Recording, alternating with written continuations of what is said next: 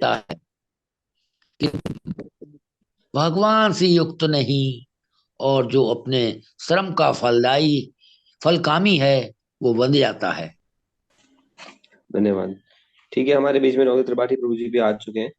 बहुत बहुत जी स्वागत जी। करेंगे प्रभु जी का हरे कृष्ण महामंत्र बोल के। हरे जी हाँ। Krishna Hare Krishna Krishna Hare Krishna Hare Hare, Hare Hare, Hare Hare Ram, Ram Hare Ram Ram, Ram Hare Ram Hare Ram, Ram Hare Hare. Ram Ram Hare Hare. Hare. Welcome Prabhu ji, please you can start. ठीक है। Thank you Prabhu ji. हरे कृष्णा, दंडवत प्रणाम सभी को। और आई एम वेरी सॉरी कि मैं थोड़ा लेट हूँ स्टार्ट कोई करने में। बात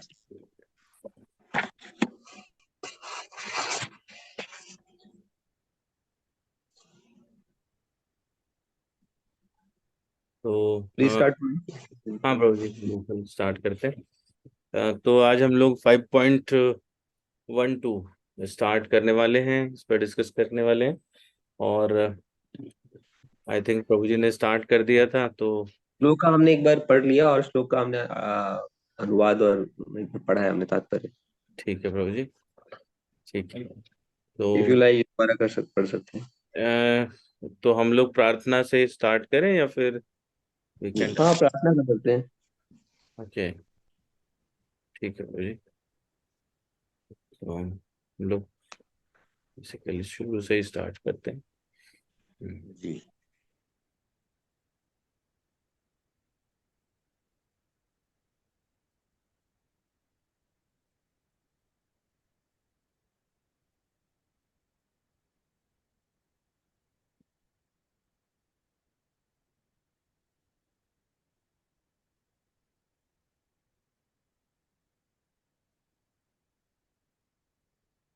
विल स्टार्ट विद प्रार्थना एंड विल सी कि 5.12 हमारे लिए क्या लेके आया है आज।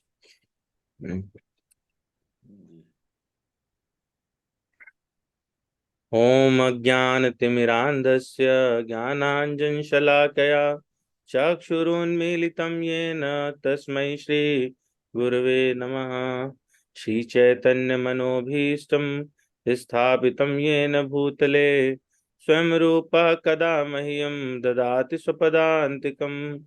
वन्देऽहं श्रीगुरोः श्रीयुतपदकमलं श्रीगुरून् वैष्णवांश श्रीरूपं साग्रजातं सहगण रघुनाथान्वितं तं सजीवं साद्वैतं सावधूतं परिजनसहितं श्री कृष्ण चैतन्य देवं श्री राधा कृष्ण पादान सहगण ललिता श्री विशाखान्वितांश। हे कृष्ण करुणा सिंधो दीन बंधु जगतपते गोपेश गोपिका कांत राधा कांत नमोस्तुते। तप्त कांचन गौरांगे राधे वृंदावनेश्वरी वृषभानुसुते देवी प्रणमामि हरिप्रिये। वाञ्छाकल्पतरुभ्यश्च कृपा सिन्धुभ्येव च पतितानां पावनेभ्यो वैष्णवेभ्यो नमो नमः। नमो विष्णुपादाय कृष्णपृष्ठाय भूतले श्रीमते भक्तिवेदांत स्वामिनिति नामिने। नमस्ते सरस्वती देवे गौरवाणी प्रचारिणे निर्विशेष शून्यवादी पाश्चात्य देश तारिणे। श्री कृष्ण चैतन्य प्रभु नित्यानंद श्री अद्वैत गदाधर श्रीवासादि गौर भक्त वृंद। हरे कृष्ण कृष्ण कृष्ण कृष्ण हरे कृष्ण, हरे हरे हरे, हरे हरे राम। हरे राम राम राम हरे हरे। भगवान कृष्ण की जय। तो हम लोग जो है वो आज 5.12 स्टडी करने वाले हैं। तो हम लोग पहले देख चुके हैं कि इस 4 विभाग में डिवाइड किया है इस अध्याय को, और जिसमें पहले में अर्जुन का प्रश्न था, फिर 2 से 6 के बीच में भगवान बताते हैं कर्मयोग और संन्यास ये दोनों एक दूसरे के तुलनात्मक हैं और एक जैसे ही हैं, लेकिन संन्यास की अपेक्षा कर्मयोग आसान है।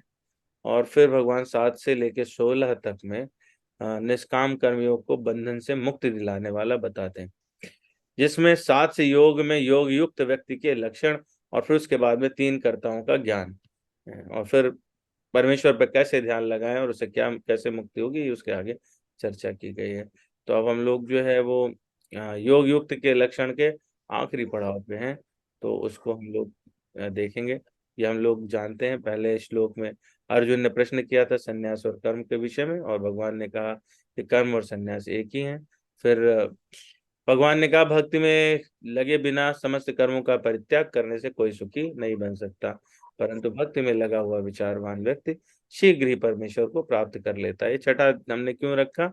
छठा इसलिए रखा, यहाँ से एक चीज जो है वो 12वें में जाके कॉमन हो जाती है, वहां से थोड़ा अर्थ निकालने में इजी होगा, तो इसलिए हमने रखा है। और इसमें हम लोग ये भी समझ पाए थे, चर्चा की थी, तो निष्काम कर्मयोग किए बिना सिर्फ त्याग कठिन और दुखपूर्ण है। एक ज्ञानी कर्म योग करते हुए शीघ्र परमेश्वर को प्राप्त कर लेता है। फिर ये इस पर चर्चा हुई, बड़ा ही सुंदर श्लोक है ये।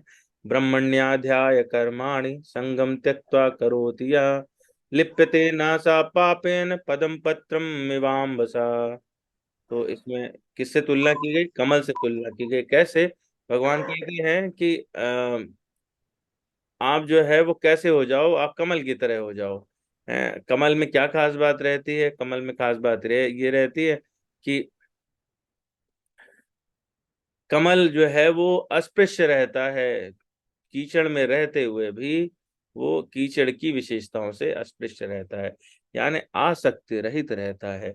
जो व्यक्ति कर्म फलों को परमेश्वर को समर्पित करके आसक्ति रहित होकर अपना कर्म करता है, वो पाप कर्मों से उसी प्रकार अप्रभावित रहता है, जिस प्रकार कमल पत्र जल से अस्पृश्य रहता है। तो जो ये व्यक्ति यह जानता है कि वो आत्मा है, शरीर नहीं है, और इस प्रकार विरक्त है, तो वो फिर भी क्यों कार्यरत है? कोई बताएंगे हम में से? ये यहाँ तक श्लोक संख्या 10 तक ये बात हो चुकी है, और वहां पे भगवान ने कहा कि कैसे रहना चाहिए? आसक्ति रहित रहना चाहिए। अपने कर्म फलों को परमेश्वर को समर्पित करके आसक्ति रहित होकर कर्मफल करना चाहिए, कर्म करना चाहिए। वो पाप कर्म से उसी प्रकार प्रभावित रहता है जैसे कमल के पुष्प वाले हिस्से पे कोई भी जल नहीं रहता, वो जल से अस्पृश्य रहता है। तो अगर कोई व्यक्ति जानता है कि वो आत्मा है, शरीर नहीं है, और वो इस प्रकार से जैसे अभी पिछले श्लोक में बताया गया कि विरक्त है, तो फिर भी वो क्यों कार्यरत है, वो कर्म क्यों करे? जवाब दे सकते हैं कोई, अगर देना चाहे तो? हरे कृष्ण प्रभु जी। हाँ, हरे कृष्ण प्रभु, बताएं। प्रभु जी उसके उपरांत भी वो कार्यरत इसलिए बिकॉज वो जो भी एक्टिविटीज है वो कृष्णा कॉन्शियसनेस में रह के करता है, एक हम्म। भक्त की तरह करता है, और उसमें धीरे धीरे अपग्रेड होता है। और वही उसी धीरे धीरे करके वो परमेश्वर को प्राप्त कर सकता है। इसलिए कर्म बहुत जरूरी है, बट उसके सारे कर्म उसके बाद कृष्णा कॉन्शियसनेस में रहकर ही कर होते हैं। हरे कृष्ण प्रभु जी, व्हाट आई अंडरस्टैंड। लेकिन वो तो पता है ना उसको कि वो आत्मा है, शरीर नहीं है, और उसको कर्म कर्म की आवश्यकता भी नहीं रह गई, अब तो वो विरक्त हो गया है, फिर भी वो कर्म क्यों करे? क्या करना चाहता है? कर्म से क्या करेगा वो? ऐसा क्या प्राप्त करेगा? ये श्लोक संख्या 11 थी जो हमने पढ़ा, और उसको हम लोगों ने समझा।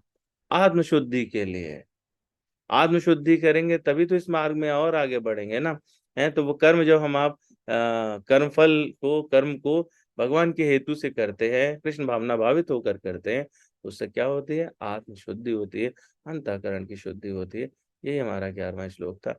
इसी से मिलता जुलता एक एग्जाम्पल है। किसी को आइडिया है कि महाभारत के युद्ध में कितने लोग मारे गए होंगे? ऐसी अप्रोक्सीमेट संख्या?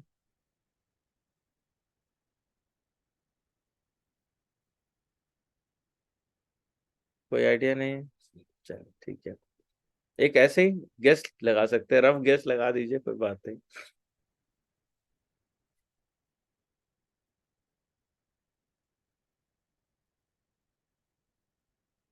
कोई जवाब नहीं देना चाहते?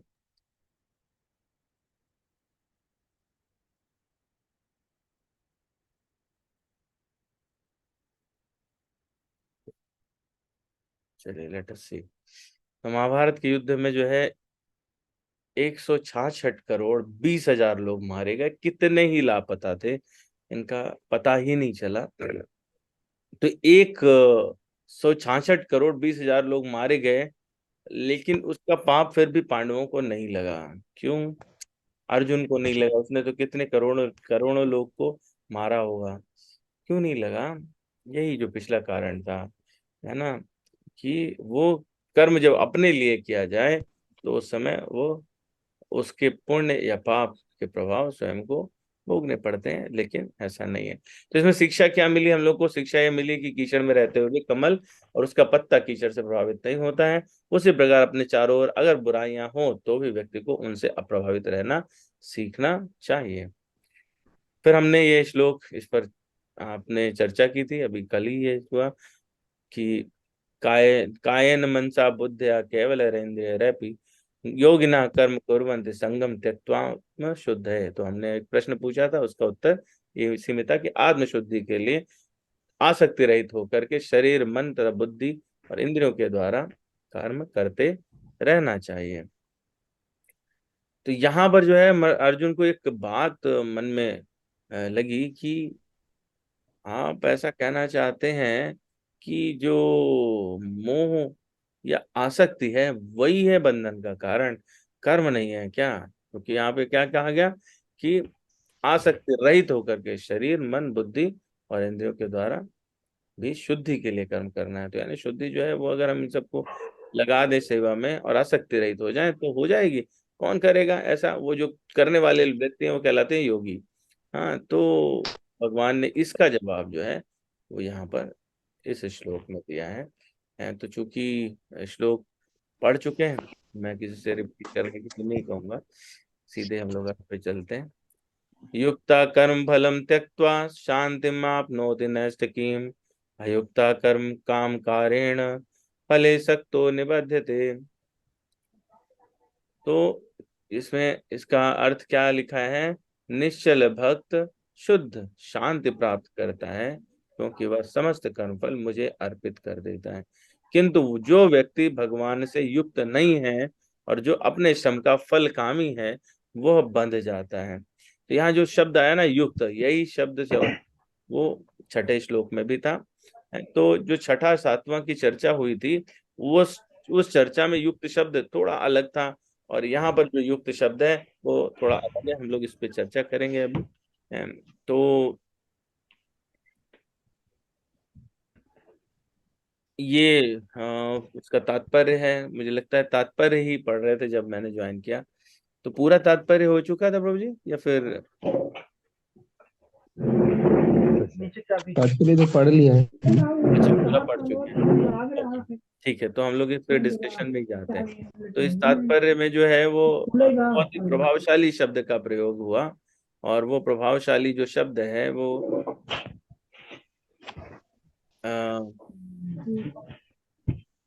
इसमें है देहात्म बुद्धि। प्रभा जी शब्द का प्रयोग बहुत बलपूर्वक करते हैं, बहुत सारे लेक्चर्स में आप देखेंगे तो कहीं ना कहीं ये शब्द आ जाता है। तो देहात्म बुद्धि शब्द का प्रयोग किया। देहात्म बुद्धि का मतलब है कि अपने को समझना कि मैं शरीर हूँ, ये मन मेरा है, मैं इंद्रियां मेरी हैं, देह से जो भी जुड़ा हुआ है उसको आप मानना कि यही मैं हूँ। ऐसी बुद्धि देहात्म बुद्धि कहलाती है, और यही संसार से आसक्ति का कारण बनती है। तो इसमें अगर हम लोग देखें तो कर्म और कर्म के फल में आसक्ति, कर्म में आसक्ति, ये बंधन का कारण बन जाते हैं।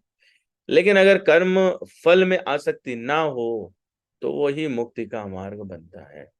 यही भगवान कह रहे हैं, युक्ता कर्म फलम त्यक्त्वा शांति मापनोति नैष्ठिकीम्। बड़ी सुंदर बात है, शांति मापनोति नैष्ठिकीम् है। नैष्ठिकीम् मतलब कि जो शांति लगातार बनी रहे, ऐसी शांति है, इसकी बात हुई। तो आइए हम लोग पहले देखते हैं कि कर्म फल जो है वो किस प्रकार के होते हैं, कौन कौन से होते हैं। तो कुछ कर्मफल होते हैं दृष्ट कर्मफल, क्योंकि कर्मफल की बात हो रही है और ये कहा जा रहा है कि कर्मफल से आसक्ति नहीं हो, तो अपन को पता होना चाहिए कि कर्मफल कौन कौन से होते हैं। तो कर्मफल होते हैं दृष्ट कर्मफल, अदृष्ट कर्मफल, प्राप्त कर्मफल और अप्राप्त कर्मफल। दृष्ट कर्मफल वो होते हैं जो हमको दिखाई पड़ते हैं, जो वर्तमान में हो रहे हैं, और उनका तात्कालिक प्रभाव प्रत्यक्ष में मिलता है। जैसे कि आप भोजन करते हो, तुरंत ही तृप्ति प्राप्त हो जाती है, तो वर्तमान में हो रहा है, और ये दृष्ट है, सब पता चल जा रहा है। अदृष्ट क्या है कि कुछ कर्म ऐसे होते हैं जो आप वर्तमान में तो कर रहे होते हैं, लेकिन उनका फल तुरंत नहीं आपको मिलता। उनका फल इस लोक में, सांसारिक में या फिर परलोक में अनुकूलता और प्रतिकूलता के रूप में मिलता है ना। तो जो जिनका फल जो है वो संग्रहित तो हो रहा है, लेकिन उसके कारण भविष्य में परिस्थिति अनुकूल हो सकती है या प्रतिकूल हो सकती है। हो सकता है इसी लोक में आपको सामने से दिखाई दे कोई कोई कार्य कभी कभी हम लोग करते हैं जो भविष्य में वर्तमान में किया गया कार्य अभी इसी जीवन में भविष्य में वही हमारे लिए कष्टकारी हो जाता है। वो हमको दिखाई देता है यार ये तो प्रतिकूल परिस्थिति हो गई। इसके बाद में तीसरा होता है प्राप्त कर्मफल। प्राप्त कर्मफल होते हैं वो जो आपने पहले प्रारब्ध के अनुसार आपको मिले हैं, मतलब पहले आपने जो कर्म किए थे उनके हिसाब से आपको मिले। तो उसमें क्या चीजें होती हैं, शरीर आपको कैसा मिलेगा, किस वर्ण में होंगे, कौन से घर में जन्म होगा, धन संपत्ति आदि कितनी रहेगी, और अनुकूल और प्रतिकूल परिस्थितियां किस प्रकार आएंगी, ये प्रारब्ध से होता है। ये पिछले जन्म जिनमें आपने कर्म किए थे उनके कर्म फलों से मिलता है। तो बड़ी मतलब ध्यान देने योग्य बात है कि शरीर, जाति, वर्ण, और जो जिसके लिए हम लोग पूरे जीवन दौड़ लगाते हैं, धन संपत्ति, ये हमारे पुरुषार्थ से नहीं, ये हमारे प्रारब्ध से मिलते हैं। और कितना ही पुरुषार्थ करें, इसीलिए कहा जाता है कि जो जिसके भाग्य में लिखा है उससे ज्यादा उसको बिल्कुल भी नहीं मिलता। तो उसका जो रीजन है वो क्या है, वो यही है कि उससे ज्यादा क्यों नहीं मिलता, उससे ज्यादा इसीलिए नहीं मिलता है। फिर आता है अप्राप्त कर्मफल। अप्राप्त कर्मफल वो है जो भविष्य में अभी जो चल रहा है, उससे आपने जो संचय किया, उससे जो आपका डिपॉजिट बना, उससे भविष्य में अनुकूल या प्रतिकूल परिस्थिति के रूप में वो आपको प्रकट होगा। तो इस तरह से 4 प्रकार के कर्मफल होते हैं। और ये जो कर्मफल हैं, अगर इनसे हमारी आसक्ति नहीं रहे तो क्या हो जाता है कि इस मतलब इसको बहुत सूक्ष्म से समझने की बात है कि जो अभी हमारा कर्म है, उससे जो होने वाला उत्पन्न होने वाला फल है, उसमें यदि हमारी आसक्ति ना रहे तो क्या होगा, वो एक तरह से निष्काम कर्म हो जाएगा, तो उसका कोई प्रारब्ध नहीं बनेगा। और जो पिछला प्रारब्ध है उसको हम अभी भोग लेंगे। तो इससे क्या होता है कि जैसे कोई बीज हैं और उनको भून दिया जाए तो उसके बाद में उनमें फसल उत्पन्न करने की क्षमता नहीं रह जाती। तो जो हमारे प्रारब्ध हैं वो क्या हो जा रहे हैं, भक्ति के कारण वो भुंजते जा रहे हैं, वो समाप्त होते जा रहे हैं। और चूंकि अभी जो कर्म हो रहे हैं वो निष्काम है, तो आगे भविष्य में कोई भी उनसे फसल यानी कर्म फल उत्पन्न होने की संभावना समाप्त हो जाती है। तो इस पर सूक्ष्म से हमको सबको ध्यान देना चाहिए। तो इस पूरे श्लोक में अगर हम लोग ध्यान से देखें तो 5 शिक्षाएं मिलती हैं। उन्हीं 5 शिक्षाओं पे हम लोग क्रमशः चर्चा करेंगे। क्या कहा, युक्ता कर्म फलम त्यक्त्वा शांतिम आपनोति नैष्ठिकीम अयुक्ता काम कारेण फले सक्तो निबध्यते। तो पहला है, भक्त क्या करता है, युक्ता कर्म फलम त्यक्त्वा। युक्त मतलब यहाँ पर भक्त की बात हो रही है। भक्त योगी, भगवान से जो जुड़ा हुआ है वो कहलाएगा भक्त योगी। 6-7वें श्लोक में जो बात हुई थी वहां पर भी युक्त आया था। वो किसकी बात हो रही थी, वो कर्म संन्यास वाले व्यक्ति यानी कर्म योगी की बात हो रही थी। फिर दूसरी बात में क्या है, दूसरा सेंटेंस उसी श्लोक का सेकंड पार्ट है, फर्स्ट लाइन का, युक्ता कर्म फलम त्यक्त्वा शांतिम आपनोति नैष्ठिकी। वह नैष्ठिकी शांति प्राप्त करता है। फिर बात की जो युक्त था उसकी बात की भगवान ने, तो अयुक्त की भी बात की।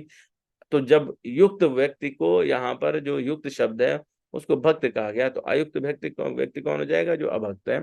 अयुक्त व्यक्ति अयुक्ता काम कारेण, अयुक्त व्यक्ति काम से बंधा है। क्यों, फले सक्तो निबध्यते, क्यों, फले सक्तो कर्म फल के प्रति आसक्त रहता है, और इसका परिणाम क्या होता है, वो बंध जाता है। तो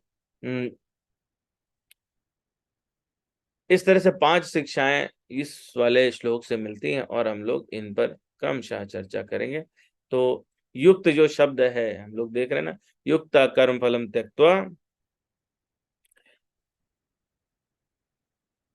शाम शांतिम आपनोति नैष्ठिकीम। युक्ता शब्द जो है युज धातु से बना है, संस्कृत में शब्द है युज।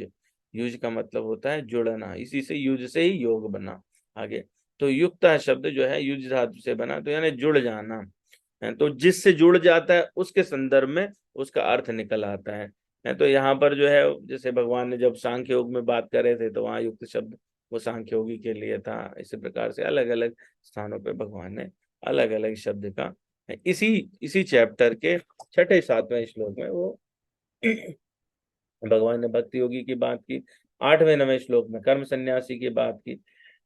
अब एक बड़ी और सुंदर बात है यहाँ पर कि क्या कहा गया, आसक्ति ना रहे कर्म फल में। तो क्या हमारी सर्वथा आसक्ति समाप्त हो सकती है?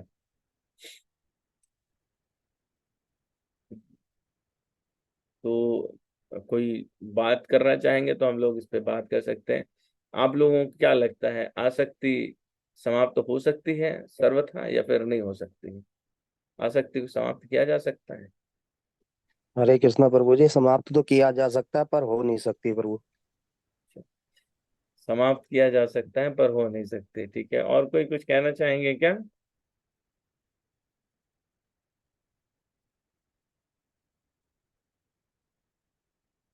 ओके। आसक्ति ऐसी है जो समाप्त नहीं हो सकती। आसक्ति किसके प्रति है इसको बदला जा सकता है। जो लोग कहते हैं, जो मायावादी हैं, निराकार उपासक हैं, उनका क्या है कि वो कहते हैं हम अनासक्त होकर के, लेकिन फिर भी वो अव्यक्त के जो अव्यक्त स्वरूप है उसके लिए आसक्त है। तो आसक्ति जीवन से जाती नहीं है। आसक्ति जो है वो आपको आसक्ति बदल ली है। संसार से आसक्ति रखते हैं तो वो भोग में परिणत हो जाती है, भगवान से आसक्ति रखते हैं तो कर्मफल का त्याग हो जाता है और वो आपके लिए निष्काम भक्ति निष्काम कर्म हो जाता है ना।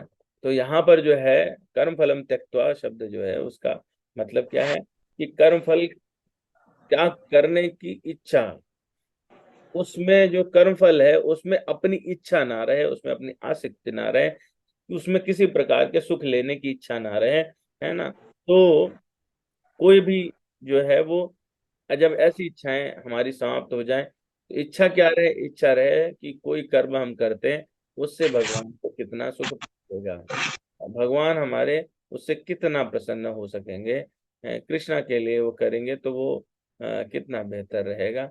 ये मन में अगर बना रहेगा तो स्वतः कर्मफल का त्याग हो जाता है।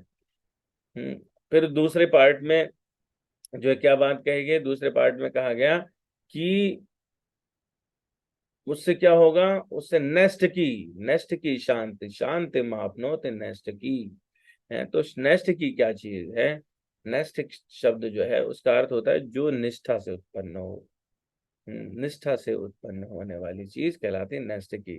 तो शांति जो उससे मिलेगी, किससे, भक्त बनने पर, भगवान से जुड़ने पर, कर्म फल का त्याग करने पर एक शांति प्राप्त होती है। और वो शांति कैसी है, वो शांति जो है वो परमानेंट है, निष्ठा से उत्पन्न हुई ना। जो चीज निष्ठा से उत्पन्न रहती है वो लॉन्ग लास्टिंग होती है, वो लगातार चलने वाली होती है। तो इसलिए भगवत प्राप्ति स्वरूप जो शांति होती है उसको कहते हैं नैष्ठ की शांति। तो ये जो कर्म फल आपने भगवान के लिए अर्पित कर दिए, भगवान के हेतु से ही किया जा रहा है, तो जो भी उससे एडवांटेज डिसएडवांटेज होगा, क्योंकि वो आपने नहीं लिया तो वो भगवान के हेतु से है ना। तो इसलिए क्या होगा कि उसमें जो आपको मिलेगा, शांति मिलेगी, वो नष्ट की शांति मिलेगी। चलिए शांति पर थोड़ी बात कर लेते हैं। शांति क्या है कि शांति अगर हम लोग कहें, हम लोग अनुभव से जानते हैं कि सांसारिक पदार्थों की कामना और ममता इनकी जितनी ज्यादा इच्छा और रहती है, उतना ही जीवन में अशांति रहती है। जितना ही संसार की चीजें आप चाहते हैं, धन ज्यादा हो जाए, परिवार में अमुक चीज ज्यादा हो जाए, अलग अलग गैजेट्स हम खरीदना चाहें, तो जितनी हमारी चाहत बढ़ती है संसारिक चीजों के लिए, उनकी पदार्थों की कामना बढ़ती है, उतना ही हमारे लिए अशांति भी बढ़ती है। हमको उनके लिए ज्यादा पुरुषार्थ करने लगते हैं और उसके लिए हम ज्यादा अरेंजमेंट करते हैं, तरह तरह की युक्त योजनाएं बनाते हैं। तो वो क्या हुआ, उससे अशांति बढ़ती है।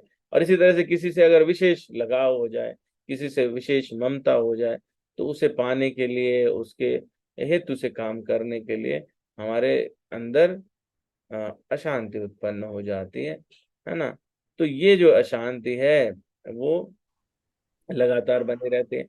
अगर हम सांसारिक पदार्थों की कामना हटा लें, ममता हटा लें, इनका त्याग करें, तो हमको शांति मिलती है। अब इसका एग्जाम्पल क्या है, इसका बेस्ट एग्जाम्पल क्या है?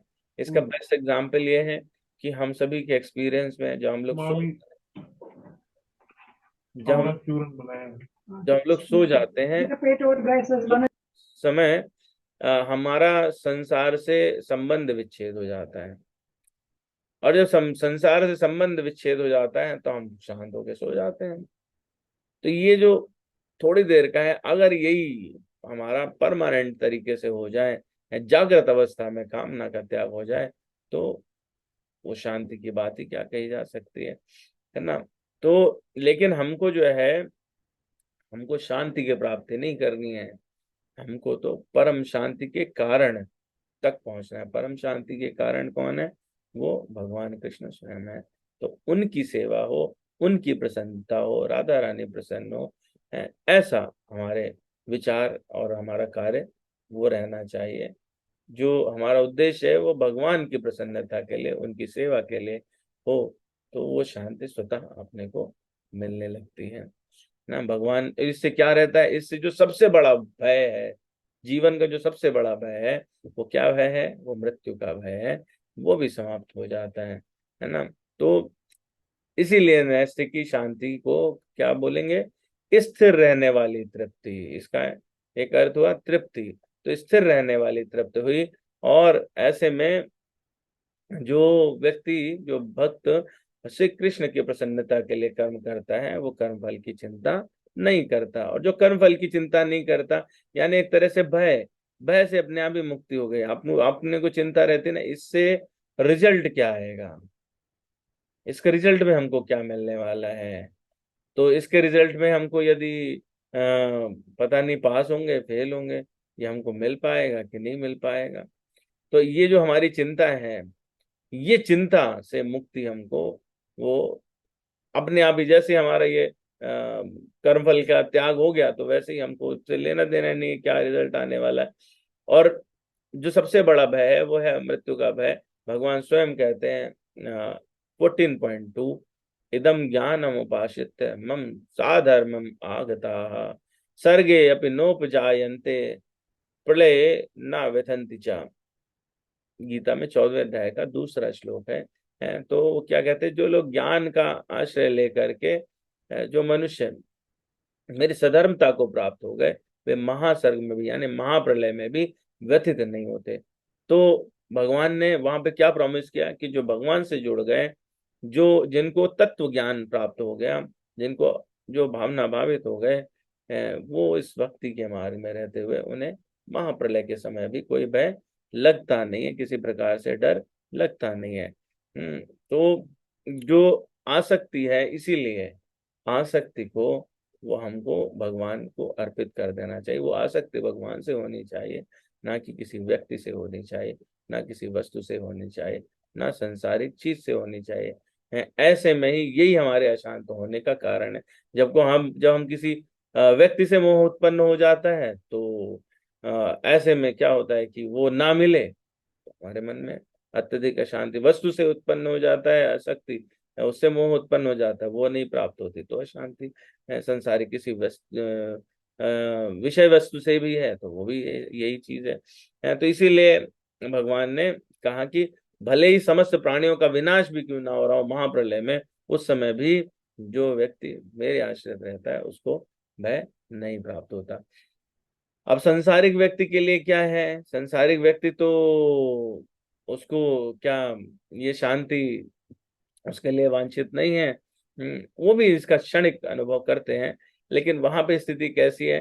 प्रभुपाद जी क्या कहते थे, वो कहा करते थे कि यदि थोड़ी देर के लिए दुखों से राहत मिल जाए व्यक्ति को, तो उसकी बुद्धि क्या कहती है कि हमें तो शांति मिल गई। जैसे कि किसी कोई बहुत बीमार हो और वो अस्पताल में भर्ती है, उसको बहुत सारे मल्टीपल इंजेक्शंस लग रहे हैं, यहाँ वहाँ आईवी कैथ और सब लगा हुआ है पूरा, इसमें सब जगह है।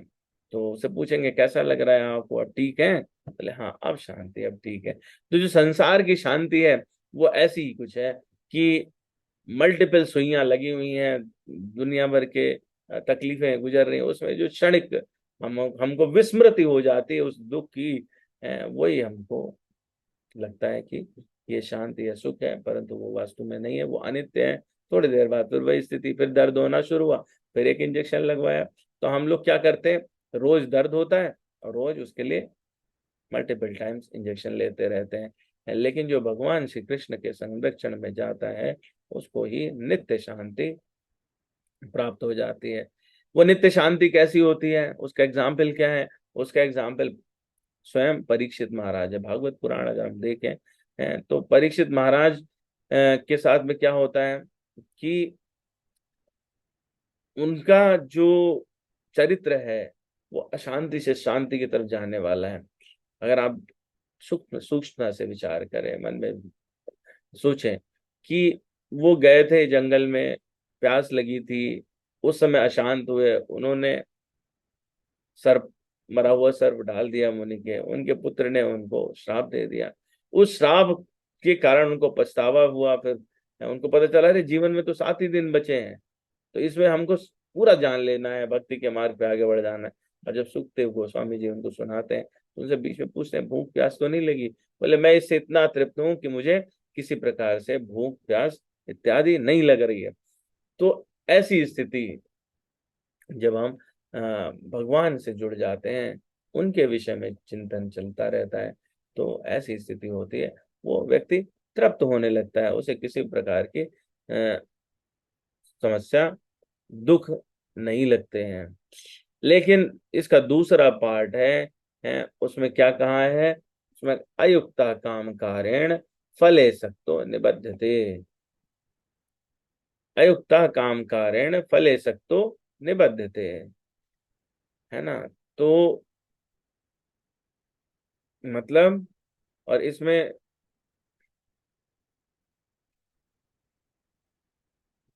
जो लोग अयुक्त हैं, यानी जो भक्ति में नहीं जुड़े हुए हैं, उनकी परिणति क्या हुई? वो बंधन में बंध जाते हैं। क्यों? क्योंकि उनकी आसक्ति संसार से हो गई है।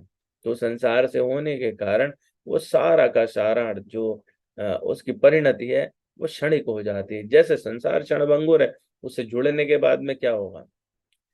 जिसका अस्तित्व ही थोड़ी देर के लिए है, उससे जुड़ने के बाद में, और मतलब बड़ी ही आनंददायक बात है कि अगर आप प्रहलाद महाराज को देखें, विचार करें, तो उनके पिता हिरण्यकश्यप, जो पूरे संसार का सारा सुख उनके पास था, फिर भी वो शांति थी क्या? नहीं थी, क्योंकि भगवान से विमुख थे। तब भी लालसा और पाने की, नहीं तो मान सम्मान पाने की। क्यों अपने पुत्र पर क्रोध कर रहे थे? क्यों? क्योंकि वो उनको सबसे महान नहीं समझ रहा था। तो जो ये लालसा है, जो इच्छा है, भगवान से विमुख हो जाने पर, उनसे ना होकर के किसी और से होने पर, ये हमको आसक्ति के अलावा कुछ और नहीं देती, है ना? तो अयुक्त व्यक्ति क्या रहता है? वो काम से बंधा रहता है, और इसलिए जब वो काम से बंधा रहता है तो वो कर्म फल के प्रति आसक्त हो जाता है, और कर्म फल के प्रति आसक्त होने से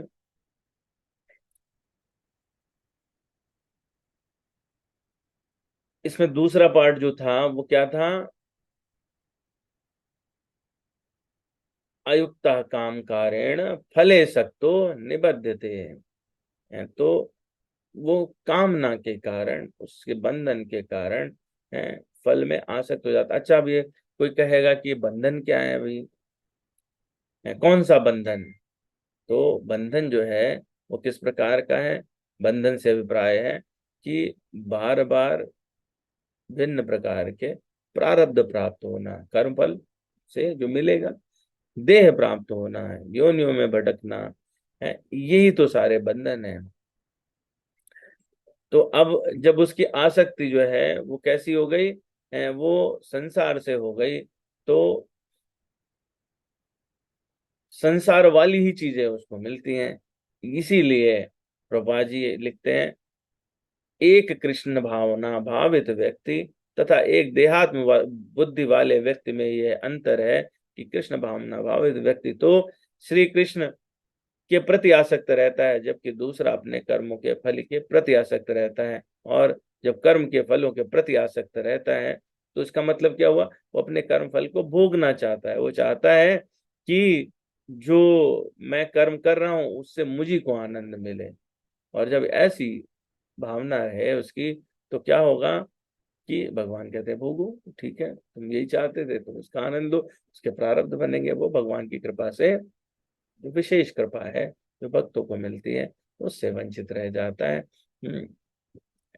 और इससे वंचित रहने के कारण वो फिर क्या रहता है? निबद्ध थे, अयुक्ता काम कारेण फले सक्तो निबद्ध थे। वो बंध जाता है।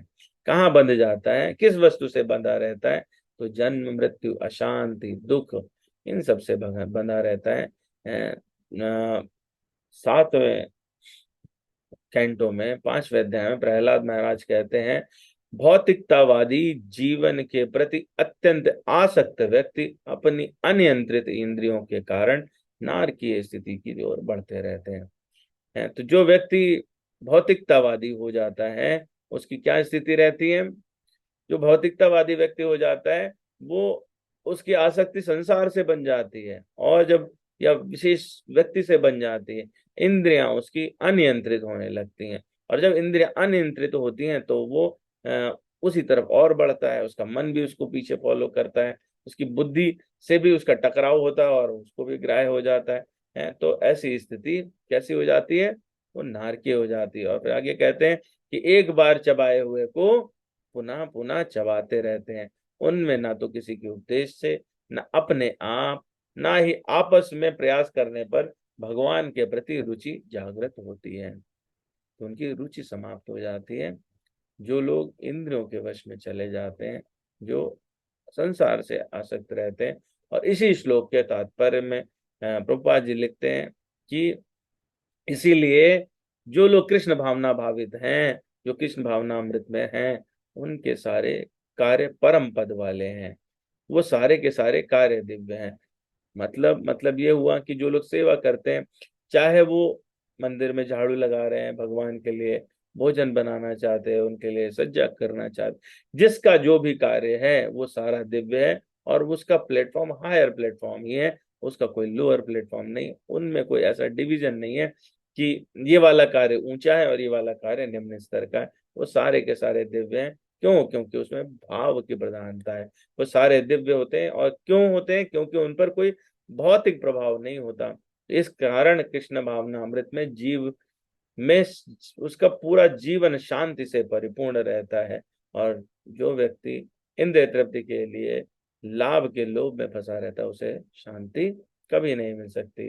तो यही यही चीज क्या है? कृष्ण भावनामृत का रहस्य है। और ये मानना और समझना चाहिए कि भगवान कृष्ण के अतिरिक्त और कुछ नहीं है। यही शांति का अभय पद है। तो इसीलिए यहाँ पर भगवान कह रहे हैं कि अभक्त काम के आश्रित होने के कारण कर्म फल में आसक्त हो जाता है तथा वह इस प्रकार कर्म के बंधन में बंध जाता है। तो अगर हम लोग इससे समझेंगे तो कर्म के बंधन में न बंधने का एकमात्र उपाय है भगवान कृष्ण की शरणागति है। उनमें जो 9 प्रकार के भक्ति के बताए गए, 9धा भक्ति है, उनमें से कोई भी, सबका अपना बहुत एक्सपेंशन है। जो अभी आज जैसे हम लोग कर रहे हैं श्रवणम, है ना, तो पहला सुनने वाला ही है, इसके बाद में अन्य हैं तो कीर्तन है, अर्चन है, पाद सेवन है, आप जिसमें भी लग जाओ, उसके अपना बहुत विस्तार है। उसमें किसी प्रकार से भगवान की सेवा कर सकते हैं। और जो लोग भगवान की सेवा करते हैं, भगवान के चरणारविंद का शरणागति लेते हैं, जो वैष्णवों की शरणागति लेते हैं, दासानुदास भाव आ जाता है, भक्तों की सेवा करते हैं, वो कर्म बंधन में नहीं बंधते, वो उससे सर्वथा मुक्त रहते हैं। यही मुक्ति का रहस्य, यही मुक्ति का मार्ग है। तो इसीलिए हम सबको चाहिए कि हम लोग प्रेम से भगवान नाम का जप करें, और जो हमारे से संभव हो, जिस प्रकार से हम अपने को योग्य समझते हो, उस प्रकार से भक्तों की, वैष्णवों की और भगवान की सेवा करें। हरे कृष्ण कृष्ण कृष्ण हरे हरे, हरे राम राम राम हरे। हरे कृष्णा प्रभु जी, बहुत बहुत धन्यवाद आपका। और मैं सबसे सबसे अगर किसी को कोई प्रश्न होगा, सबसे आग्रह करूंगा कि कोई प्रश्न हो तो पूछ सकते हैं। और नरेंद्र जी का भी कोई प्रश्न, वो बता रहे थे, थोड़ा वो समझना भी चाहते हैं, थोड़ा बता सकते हैं।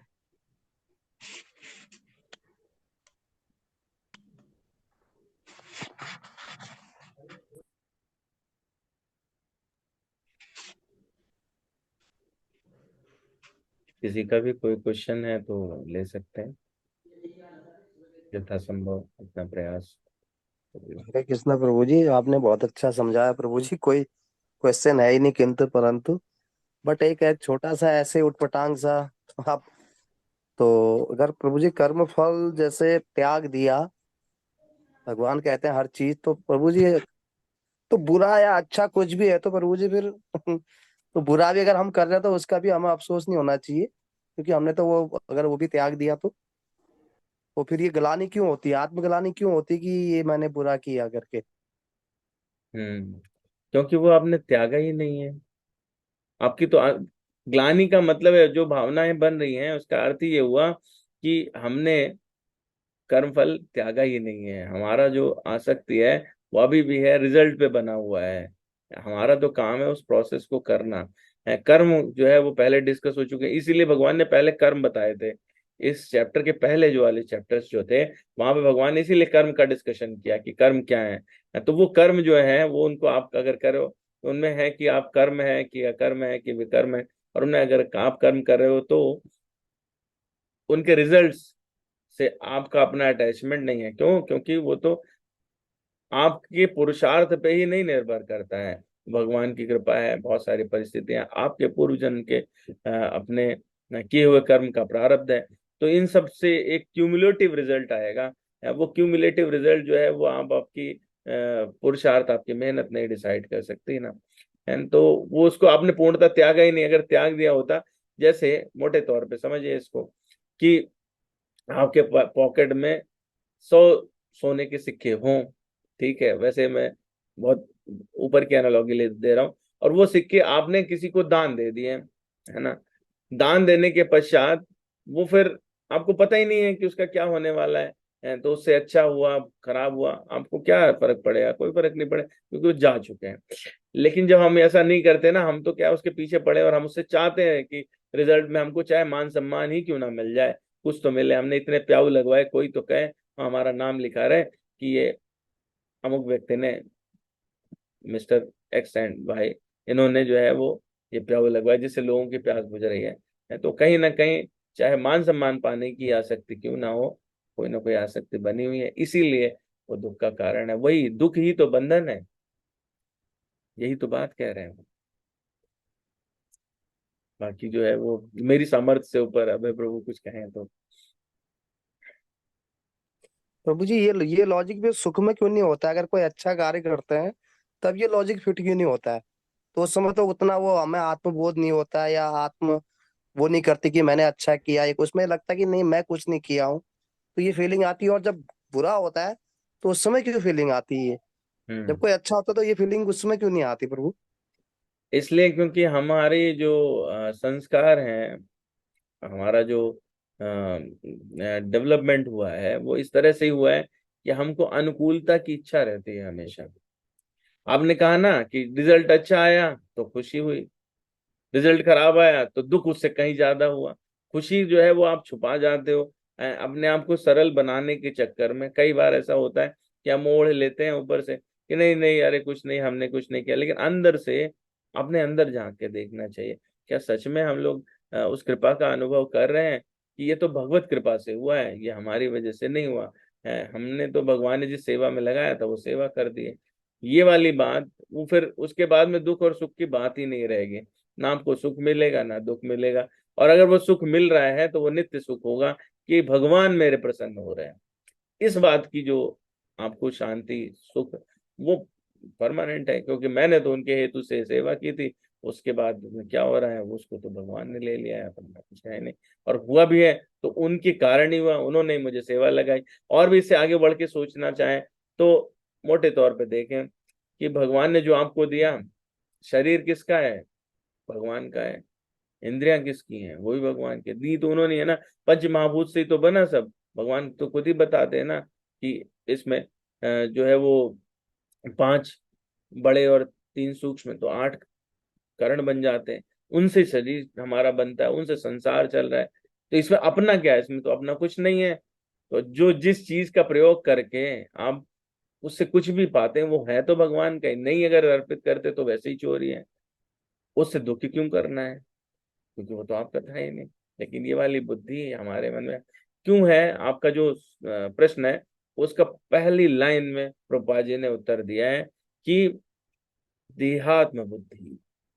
हमें लगता है ये शरीर, ये इंद्रियां यही हम है, और इनसे होने वाली चीज तो हमारे द्वारा हो रही है। तो दोनों चीजें, उनमें आसक्ति होने के कारण हमें लगता है वो हमारे द्वारा हो रहे हैं। जिस वक्त ये लगेगा हमारे द्वारा नहीं हो रही है तो ये भगवत प्रेरणा से, भगवान के आशीर्वाद से, उनकी कृपा से हो रही है, तो ये दुख नहीं लगेगा, सुख भी नहीं लगेगा, दोनों ही नहीं लगेंगे।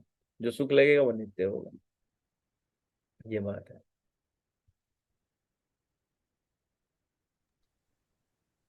हरे कृष्णा प्रभु जी, धन्यवाद।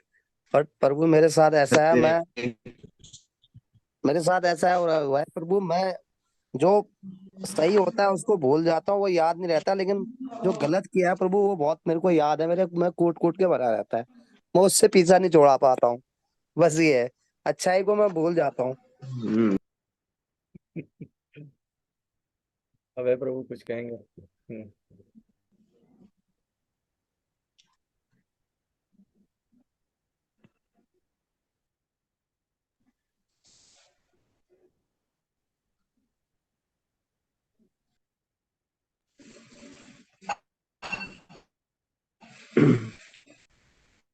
कोई और क्वेश्चन है किसी का?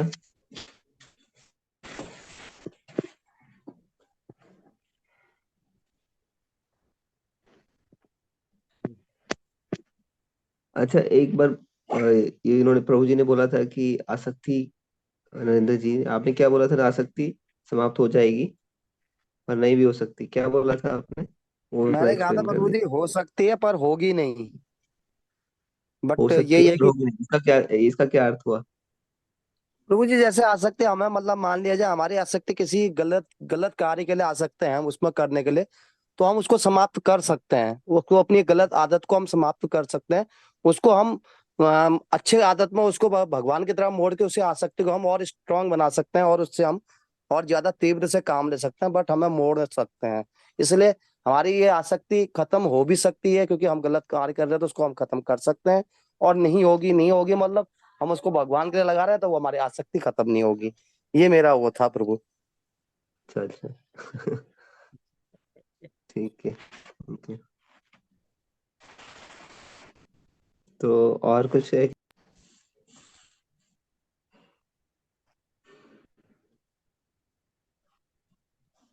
हरे कृष्णा प्रभु जी। राम कुमार जी।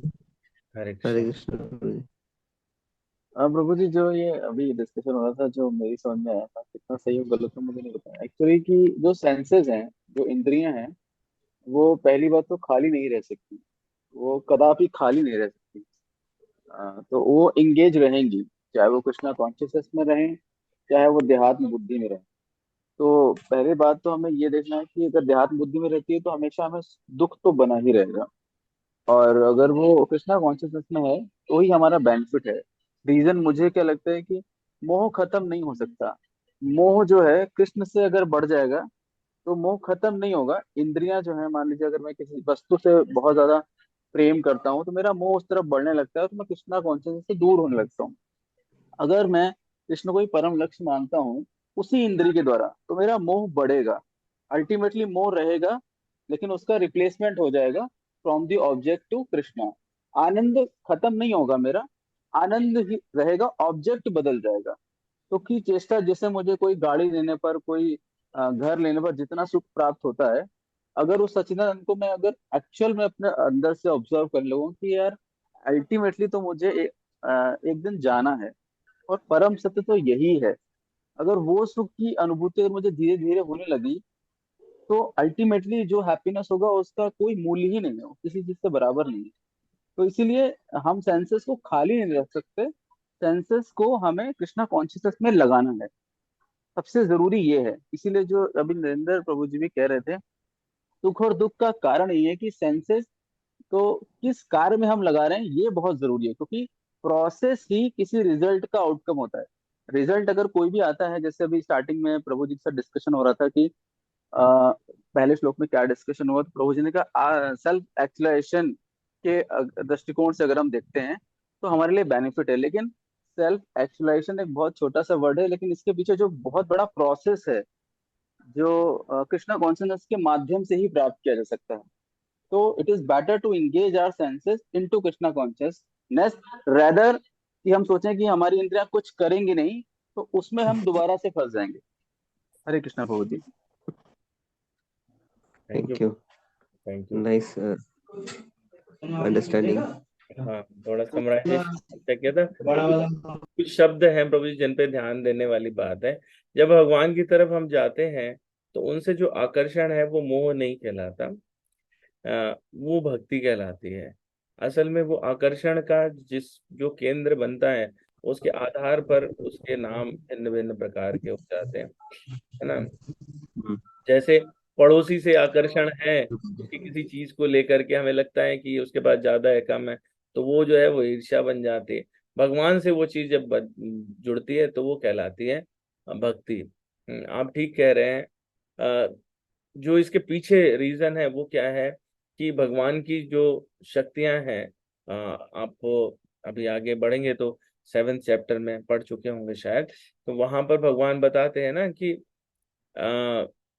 भूमि रापो अनलो वायु खम मनोबुद्ध रेव च है। तो ये इतनी चीजें, 8 चीजें, ये इनसे संसार बना है। हमारा जो शरीर है ना वो भी इन्हीं से बना है। तो बच्चा अपने पेरेंट को पसंद करता है, सांसारिक नियम है ये।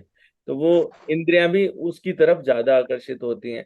लेकिन जो बार बार भगवत गीता में और चर्चा में ये बात कही जाती है, हायर टेस्ट, जो आपको एक टेस्ट से हटा के दूसरा, इंद्रिया आपने बिल्कुल ठीक कहा, वो तो जाने वाली नहीं, कुछ ना कुछ तो कर्म करना ही पड़ेगा, करेंगे ही करेंगे, है ना। लेकिन हायर टेस्ट जब मिलने लगता है तो लोअर टेस्ट अपने आप ही रिप्लेस होने लगता है।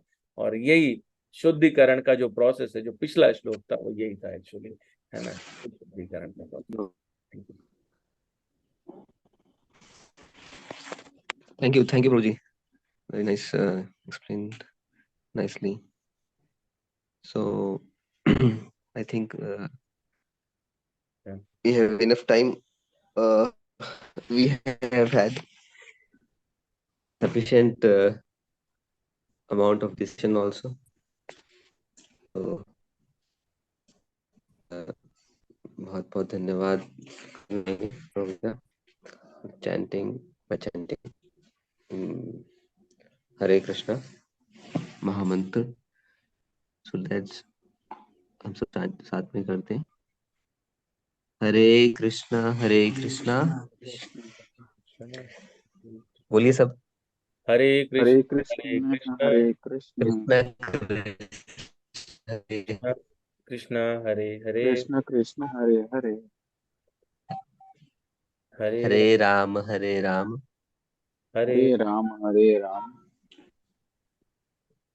राम राम हरे हरे। राम राम राम राम हरे हरे। राम हरे हरे। तो आप सबका बहुत बहुत धन्यवाद प्रभु जी का। और आप सबका भी बहुत बहुत धन्यवाद। तो आज के लिए बहुत हम बहुत यहीं पर धन्यवाद विराम प्रभु जी देंगे। आपका भी। और आप सब प्रभु लोग, जी मैं का बहुत धन्यवाद। आशा है कि आप सब घर में अपना दीप दान कर रहे होंगे। सब कर रहे हैं दीप दान? कल चर्चा हुई थी ना दाम। दीप दिखाना, जैसे कल हमने चर्चा हुई थी कल। हाँ, कर रहे हैं सब लोग दीप दान घर में?